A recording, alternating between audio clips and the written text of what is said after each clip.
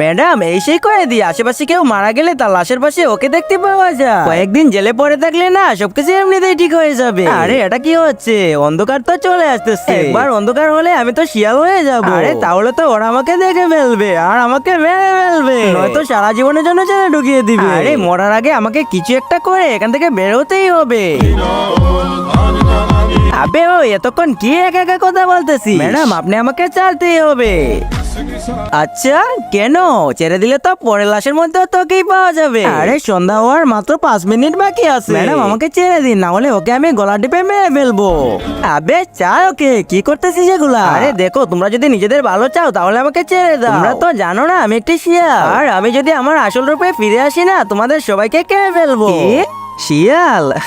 আবে হয়ে যা তুই শিয়াল, আমরাও দেখি তুই কিভাবে শিয়াল হয়ে যাস। কিন্তু তার আগে যে মা তোমার মুখে খাবার তুলে দিয়েছে, আজ সে প্রিয় মায়ের জন্য একটি লাইক এবং সাবস্ক্রাইব করে কমেন্টে এই ইমোজিটা দিয়ে যাও।